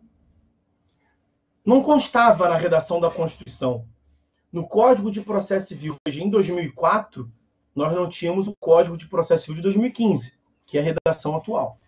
Então, você imagina ali, em 2003, antes de 2004, portanto, em 2003, era o Código de Processo Civil de 73, não tinha na Constituição essa garantia. Mas ela existia no nosso ordenamento jurídico? Existia. Eu quero lembrar aqui os senhores da perspectiva procedimental do devido processo legal, due process of law. O que significa aquela perspectiva procedimental do due process of law? Que mesmo que não haja manifestação expressa, as garantias fundamentais estão todas inseridas se o ordenamento jurídico assegurar o devido processo legal, o due process of law. Exemplo, 5ª emenda da Constituição dos Estados Unidos, só fala devido processo legal, só fala due process of law. Então, a Constituição dos Estados Unidos não fala nada sobre isonomia, contraditório. A Constituição da Itália, a Constituição italiana, também não fala. Só fala de justo processo, que é a forma como eles traduziram due process of law. Será que nesses ordenamentos, então, não tem publicidade, não tem contraditório, não tem cooperação, não tem fundamentação, não tem isonomia, não tem primazia da resolução do mérito, não tem tempestividade? Tem. Porque quando o ordenamento prevê o devido processo legal, tudo isso está inserido. Ok? Nós vimos que no nosso ordenamento jurídico, a Constituição fala de devido processo legal, mas fala também de contraditório. Fala também da isonomia. Fala também da fundamentação. Então perde um pouco de sentido. Como atualmente fala também da ação razoável do processo. Então hoje em dia, isso não precisa se utilizar do devido processo legal naquela visão de que ele é o princípio mãe, ele é o princípio fonte de onde os outros se originam. Mas até 2004, quando não tinha previsão nem na Constituição, nem na norma infraconstitucional, nós retirávamos essa ideia de tempestividade do acesso à justiça substancial, do devido processo legal nessa perspectiva de fonte dos outros princípios. Ok? Outra consideração ainda sobre o texto constitucional. Perceba que ele diz que todos, seja no âmbito administrativo ou no âmbito judicial, têm o direito, têm assegurado, todos têm assegurado a razoável duração do processo. Então, a garantia é da duração razoável do processo. Perceba que ele não fala na garantia da celeridade. Ele fala de uma duração razoável e de meios que assegurem a celeridade. Ele continua ali, ó. E meios que garantam a celeridade da tramitação. A celeridade da tramitação tem uma perspectiva instrumental, portanto. A celeridade da tramitação serve para alcançar, ao final, um processo que, ao todo, dure um tempo razoável. Nós temos que ter cuidado com o seguinte. Muito se falava antes em princípio da celeridade. Hoje em dia se fala menos em princípio da celeridade. É porque é equivocado falar em celeridade. O princípio não é da celeridade. O princípio é da duração razoável do processo. E quando você fala em processo célere, você quer um processo que não dê. Processo célere é um processo rápido. E, naturalmente, é isso que o povão quer. É isso que as pessoas que não são técnicas realmente querem. E tem razão em querer. Porque eles olham para o status quo, eles olham para a realidade que eles têm e veem uma justiça lenta. Já melhorou bastante, mas lenta de um modo geral. E para eles, qual é o oposto de lento? Rápido. Naturalmente, um processo célere. Só que o que nós, estudiosos, queremos? O que nós, que já estamos estudando aqui há 3 aulas ou 4 aulas, desde o início, o modo como se exerce jurisdição hoje em dia, a importância das garantias fundamentais do processo. Nós queremos um processo que seja, atenção, o mais rápido possível, sendo observadas as garantias fundamentais. Então, as garantias fundamentais são o fiel da balança aqui. Acabamos de falar na garantia fundamental da isonomia, na isonomia substancial, em que, em alguns casos, alguns sujeitos processuais, como o Ministério Público, como a Defensoria Pública, como a Fazenda Pública, como os litisconsortes que têm advogados distintos, que integrem banca de advocacia distinta em processos não eletrônicos, esses sujeitos processuais têm benefício de prazo, têm prazo em dobro. Veja, a garantia do prazo em dobro, ela depõe contra a celeridade. Ao invés de demorar 10 dias, vai demorar 20 para cumprir aquele prazo. Então, demora, não vai ser rápido. Veja, o princípio do contraditório, a ampla defesa, a participação efetiva dos sujeitos envolvidos depõe contra a celeridade. O réu tem 15 dias para contestar. As partes têm dias para se manifestar sobre o perito apresentou. Se o juiz quiser trazer algo novo, ele não pode surpreender as partes. Ele tem que dar tempo para as partes se manifestar. Olha, a consagração das garantias fundamentais demanda um tempo.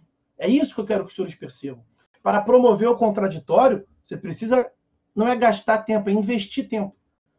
Para que nós tenhamos a isonomia, muitas das vezes, deveremos conceder um tempo maior. Para que o juiz possa proferir uma boa decisão, uma decisão bem fundamentada, isso demanda tempo. O que nós queremos? Que ele não faça uma decisão porca e mal acabada. Mas para ele fazer uma decisão porca e mal acabada, ele faz em 5 minutos. Uma boa decisão pode ser que leve 5 dias. E o que nós queremos? O tempo a todo custo? Nós queremos um processo célere, mas de péssima qualidade? Ou nós queremos um processo que seja de ótima qualidade e demore o menor tempo possível? É claro que é a segunda opção. Então, cuidado com a celeridade. A celeridade nos dá uma preocupação tão somente temporal. O Constituinte foi muito bem quando ele disse duração razoável. Porque razoabilidade nos remete à ideia dos dois pratos da balança. Né? De um lado, o fator tempo. Do outro lado, todas as outras garantias fundamentais. Nós não podemos consagrar as garantias fundamentais do processo, a garantia fundamental do processo pesou mais, e jogar o tempo lá para cima. O processo demorar, processo da Princesa Isabel. O processo do tempo do Império leva séculos para ser julgado. Não. Isso não é razoável. Em compensação, nós não podemos também dar o peso todo ao tempo e jogar as garantias fundamentais para o lado. Quer ver? Eu posso imaginar com os senhores um processo que seja absolutamente célere. Absolutamente célere. O processo começa de manhãzinha, então a parte distribui a demanda 8 horas da manhã. Às 9 horas da manhã o réu é citado. Ele tem de 9 até as 11 horas da manhã para contestar. As provas serão produzidas de 11 horas da manhã até 2 horas da tarde. Uma vez produzida a prova, o juiz vai ter de 2 até 5 horas da tarde para poder julgar. A parte tem de 5 às 7 para recorrer. O tribunal tem de 7 às 9 para poder julgar. E a parte pode, de 9 às 10, mandar o processo para Brasília, STF ou STJ, e vai ser julgado até meia-noite. O processo vai demorar menos de 24 horas, olha que maravilha. Maravilha não, uma droga. Nós não teremos como consagrar as garantias fundamentais do processo, as outras garantias fundamentais do processo. Isso vai ser um péssimo processo. Além de utópico, além disso nunca poder acontecer, mas nós não podemos dizer que ele não foi célere, ele foi até muito célere. Processo que demorou 24 horas. Esse é um processo que você quer se você for réu? Você quer ter esse direito de defesa, 2 horas para poder se defender? 2 horas, não dá nem para você lembrar o que aconteceu. Então, veja, a celeridade não é um fim ao ser alcançado. A celeridade é um meio. É uma preocupação. O processo tem que ser o mais rápido possível, desde que se observe todas as outras garantias fundamentais. O atendimento das garantias fundamentais, contraditório. Principal exemplo, demanda tempo. O que nós queremos é um equilíbrio. É o atendimento desses vetores de modo razoável, equilibrado. Veja que está expresso que o que se assegura às partes é uma razoável duração do processo. Na verdade, o que nós queremos, portanto, é evitar as dilações indevidas, o que se chama de tempos mortos no processo. Nós devemos evitar as dilações indevidas. Um processo vai ser o mais rápido possível quando ele não ficar no cartório esperando 8 meses para fazer um mandado. Isso é um tempo morto no processo. Nós queremos evitar isso. O cumprimento dos atos processuais deve ser célere, respeitando as garantias fundamentais. Ok? E aí, eu posso citar mais uma vez para os senhores o artigo 4º do CPC. Nós já fizemos a leitura hoje, inclusive, dele. As partes têm o direito de obter, agora o que me importa é em prazo razoável.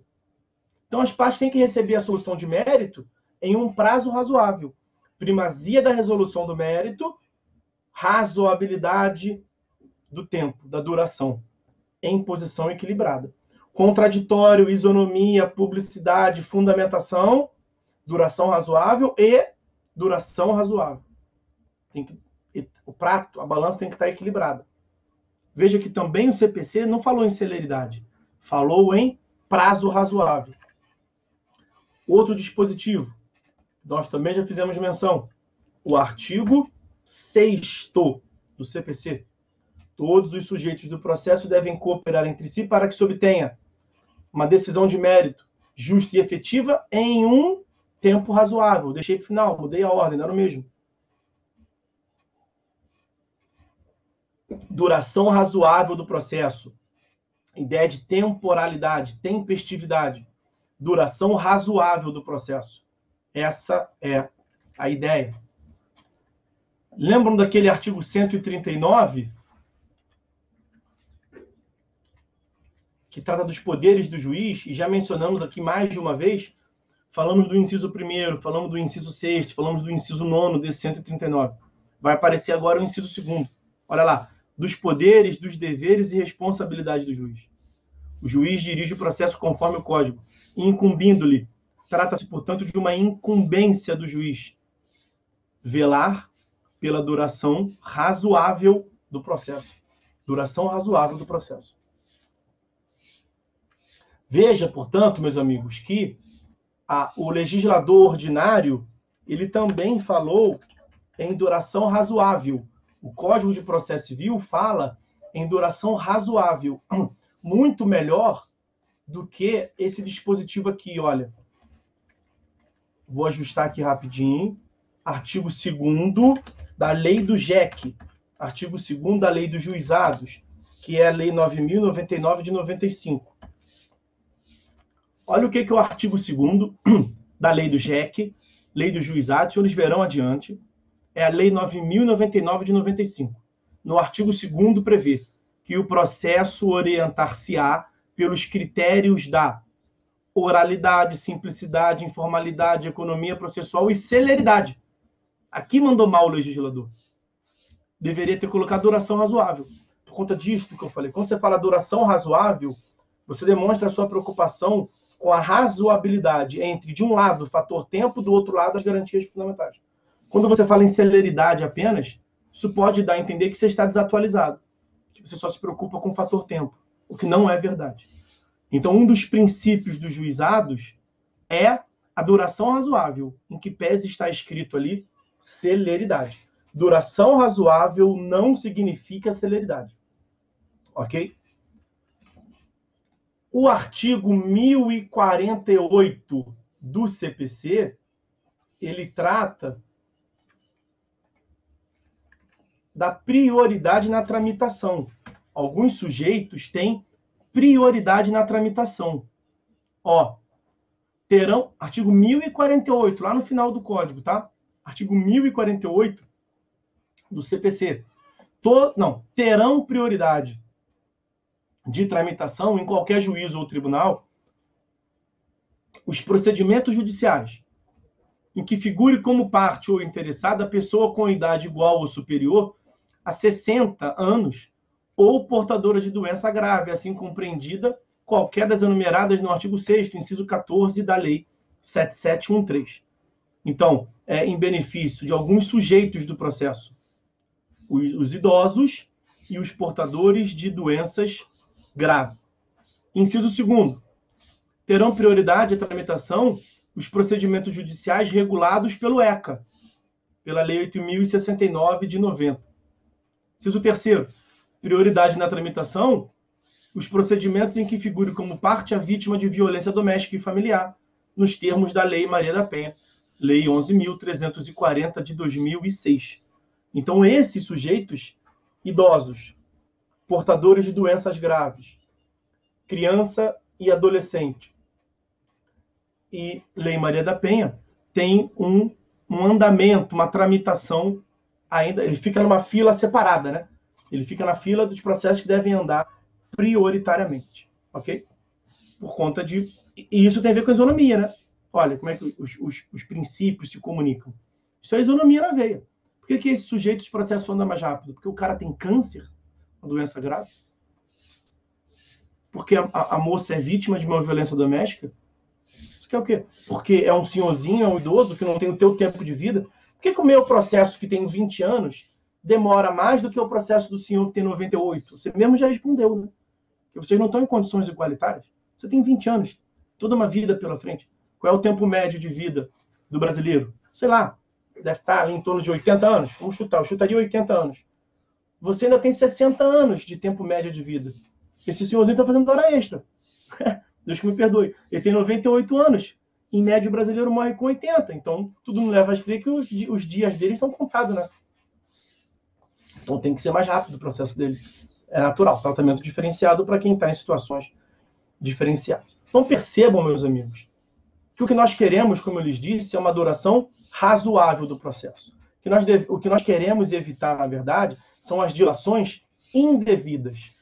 O prazo para que o réu conteste não é uma dilação indevida. Pelo contrário, é uma dilação devida. O processo vai demorar um tempo maior, isso vai, em tese, depor contra a celeridade.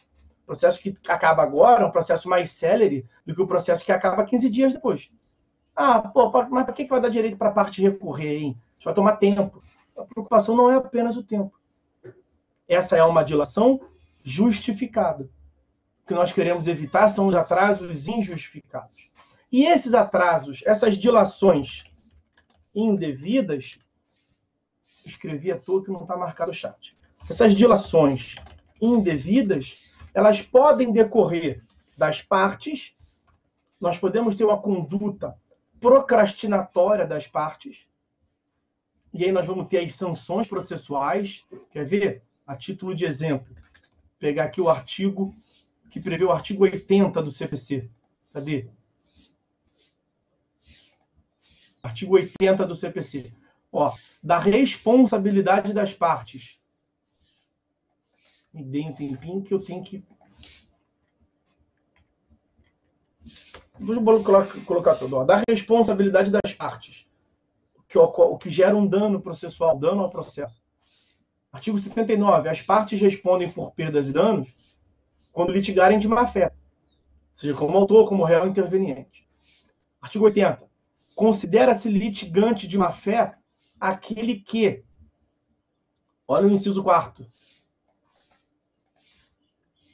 Inciso 4º e 6º. São os mais importantes. No que nós estamos vendo aqui agora, né? Considera-se litigante de má-fé aquele que opuser resistência injustificada ao andamento do processo. Olha, aí é um tempo morto. Uma resistência injustificada. Inciso 6º. Fica provocando um incidente manifestamente infundado. Gera faz uso de um montão de instrumentos processuais que não tem nada a ver com a causa. Qual é a finalidade dele? Procrastinar o processo. Interpõe recurso sem fundamento. Alega incompetência para levar o processo para o tribunal sem fundamento. Então, isso vai ser, ao final, punido com multa. Quer ver? 79. Não pode ser litigante de má-fé. 80. Quando que é litigante de má-fé? 81. Para pagar multa. De ofício ou a requerimento, o juiz condenará o litigante de má-fé a pagar multa. E aí tem ali a proporção da multa, entre 1% e 10%, para beneficiar a parte contrária, a favor da parte contrária. Mas não é apenas isso. Nós temos também, não é apenas a multa. Isso pode ensejar também o que se chama tutela da evidência. Aí os senhores verão adiante, não tem como aprofundar o que é a tutela da evidência, tá? Mas vamos assim dizer, os senhores já devem ter ouvido falar em tutela antecipada, né? Tutela antecipada não é tutela da evidência, tá? Não é, são coisas distintas. Mas pelo conhecimento que os senhores têm, é como se fosse, vamos assim dizer. É parecido, não é a mesma coisa, mas é parecido. Tutela da evidência, o juiz julga logo porque aquilo está evidente para ele. E nós temos várias formas de algo se tornar evidente para o juiz. Uma delas é quando a parte contrária está enrolando no processo. Então, essa conduta da parte de gerar procrastinamento do processo, incidentes infundados, 311, inciso 1º. A tutela da evidência será concedida independentemente da demonstração do perigo de dano ou risco ao resultado útil do processo. Lembra a tutela antecipada que eu mencionei ainda há pouco? A tutela antecipada é uma antecipação que tem como fundamento a urgência. Não é a tutela da evidência. A tutela da evidência gera uma antecipação, não é tutela antecipada, mas gera uma antecipação daquilo que o juiz somente daria ao final, mas independentemente da urgência. Então não é a mesma coisa. Parecido, mas não é a mesma coisa. O que importa é o inciso 1º. Quando que o juiz vai conceder essa tutela provisória da evidência? Quando ficar caracterizado o abuso do direito de defesa ou o manifesto propósito protelatório da parte. A parte pode se defender? Pode. Ela pode se utilizar dos institutos processuais? Pode. Mas ela pode utilizar isso de modo abusivo? Evidentemente que não. Falamos aqui da boa-fé objetiva. A boa-fé objetiva tem a lógica de evitar o abuso do direito. A boa-fé objetiva é um padrão de comportamento. Então, como é que o réu deve se defender? Utilizando a sua contestação de modo devido, e não de modo abusivo, e não criando incidentes infundados.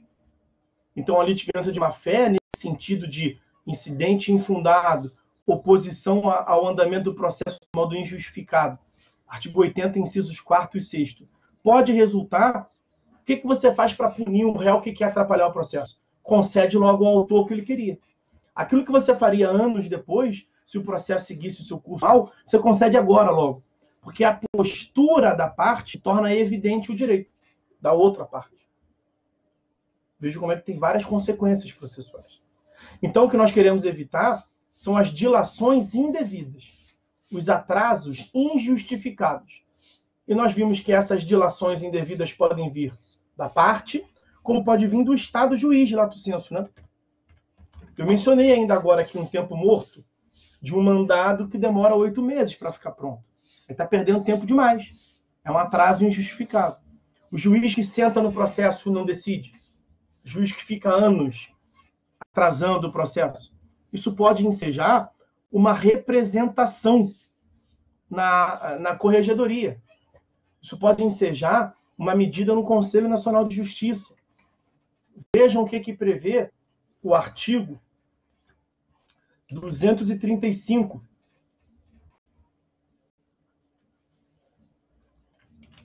do CPC.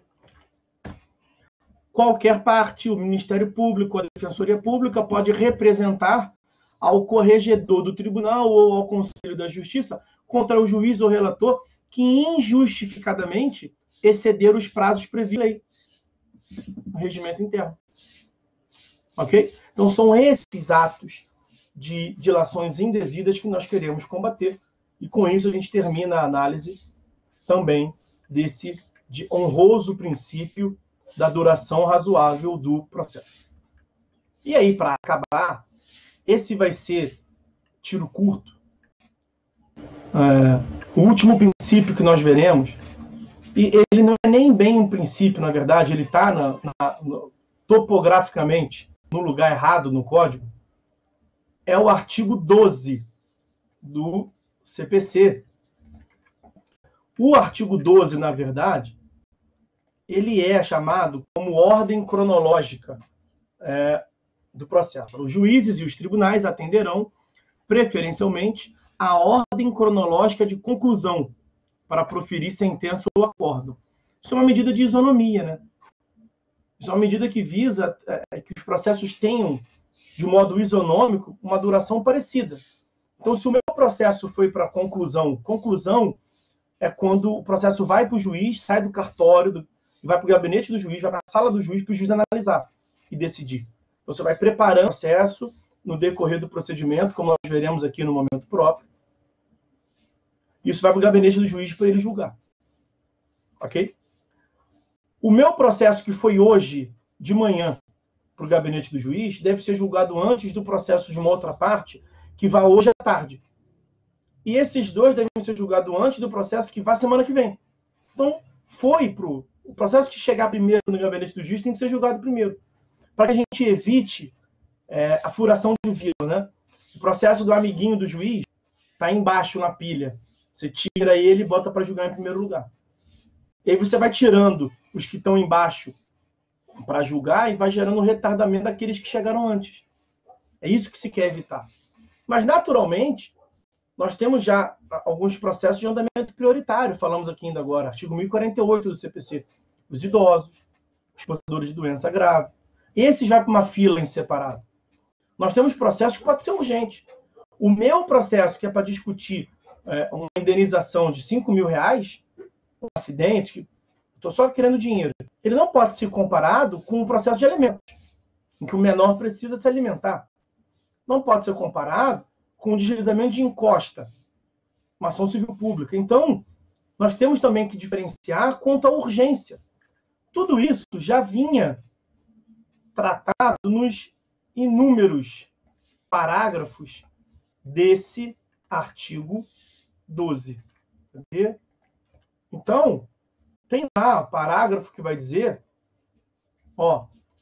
Parágrafo 2º. Estão excluídos da regra do caput as sentenças proferidas em audiência, porque aí já furou fila, né?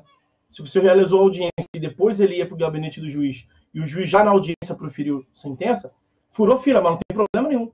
Não tem vício nenhum. Tese firmada em pronunciamento vinculatório, inciso 2º, que o juiz não teve nem que pensar, ele está sentindo o que foi aplicado, mais ou menos, não é bem assim. Tá?